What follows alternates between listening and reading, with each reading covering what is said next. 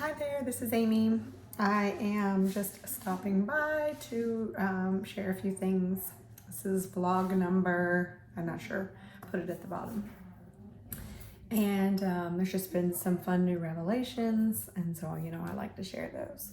So first of all, let's talk about the party pony I'm sporting. One of my clients was in, and she said that that's what they called, I guess, the ponytail after they had a party. And I'm all about the party pony because I am transitioning in many ways in my life, but also I'm growing my bangs out. So there's a lot of inconvenient days and less cute days, less I don't know what to do with these bangs moments. Well, there's more of those moments actually. So this is the best solution I have, and a party pony, who doesn't want one of those? So anyway, so this is me now. I'm setting my forehead free. There's some fun age things I'm going through. And, I talk about this with my daughters sometimes, and it's not a less love for myself. I mean, it's like I'm going to have to love it sooner or later because it's happening. So I might as well go with love it sooner. Because it just feels better to do that. So anyway, party pony, growing my bangs out, embracing the skin I'm in and the place I'm in and all that good stuff. So age is one of those things. It's like a master class in it. So welcome. I am 51, almost 52, and kind of excited about it because I'm feeling free. Like the more I don't care, the freer I feel. But I'm still trying to, take care of things as best I can.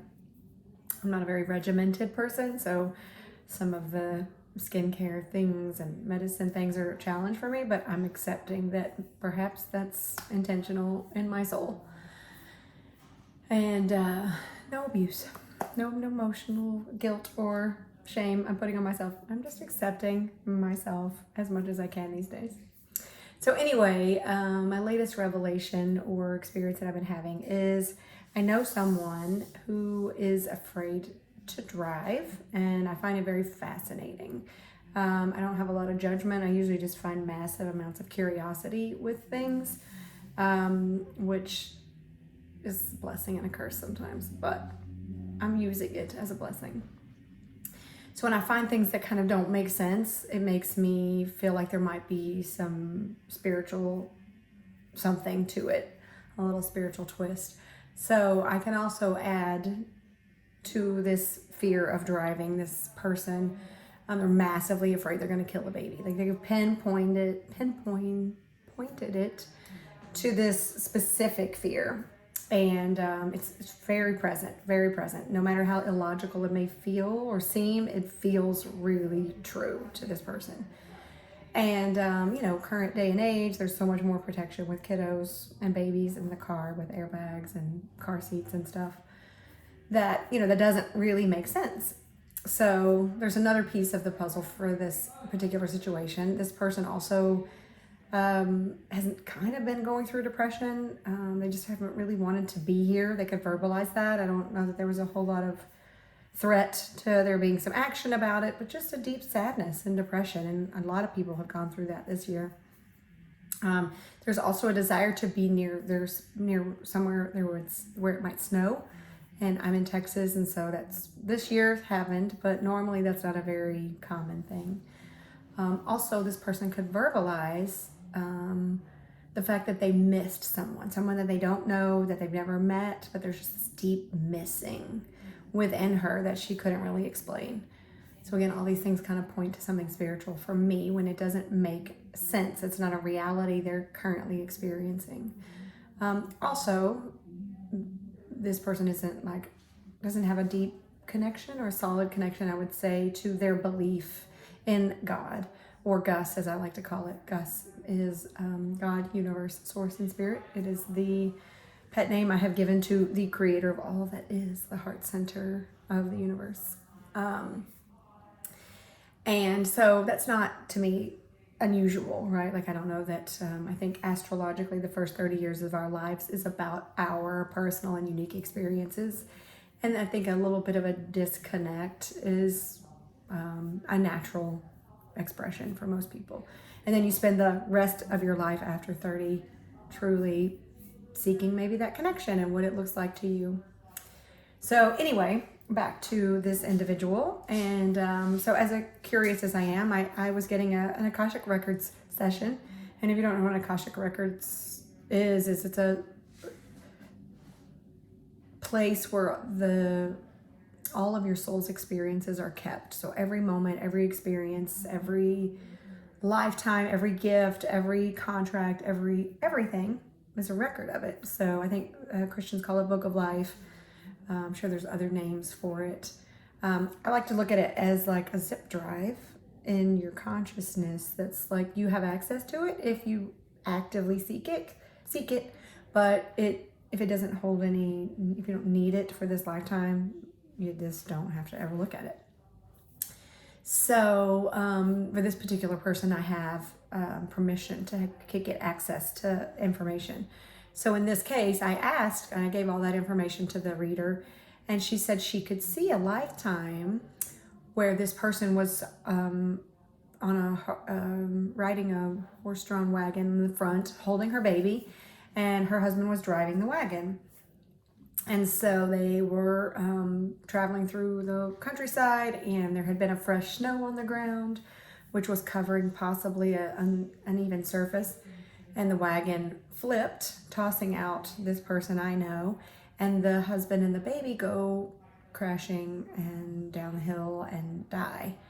So if you can imagine living a lifetime like that, finishing that lifetime up, if you don't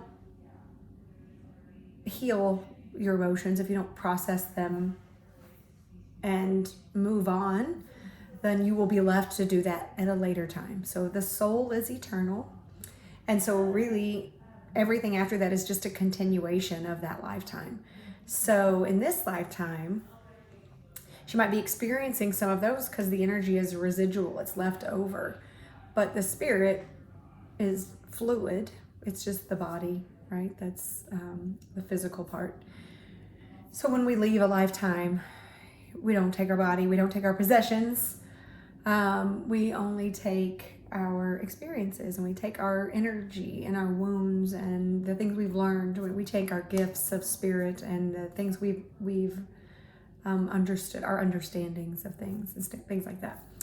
But anything physical obviously does not go with us.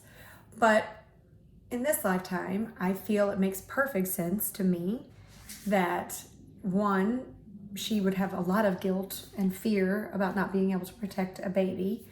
Two, she would deeply miss both of these people. Three, she probably she'd have survivor's guilt and probably didn't want to stay alive if these two beings were not there with her in that lifetime. So again, a rollover. And then this is probably a hate of God, a dislike of God, a not trusting of God. And so that all makes perfect sense to me. So this person in particular, though, isn't really keen on any of my spiritual mumbo jumbo. So I find it difficult to help her find empowerment and harmony when the spiritual stuff doesn't really make sense.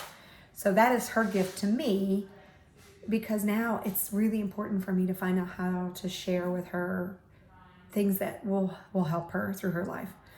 So what we do is actively participate in the daily life and her healing, the continuation of that lifetime, which she could have possibly done back then, but just didn't. I don't know. We don't know the answers to that. But if it is a continuation, what she can do is become empowered in her life, to fall in love again, to have another child, or just forgive herself, to reconnect with God, to find her way of finding the trust again. And we do that. She can learn to be more empowered in her driving, to really become masterful in how she's showing up in her actions. But we also have to learn to trust the universe, that if a soul is ready to go, a soul is ready to go. So there's that beautiful harmony with forgiveness of self and forgiveness for the universe, because it's eternal and she will likely run back into these souls again, and the fun search to find them again. So anyway, it was just a really cool thing to realize that like life is life, but the soul is eternal. And so like it's fluid. And if you miss it this time, you'll get another chance. But you can, obviously, you can heal many lifetimes in one lifetime if you choose it. So you just do that by witnessing your emotions and finding good outlets for that. So anyway, just wanted to share that for today. And thanks so much for watching. And I will be back there. Thanks. Bye.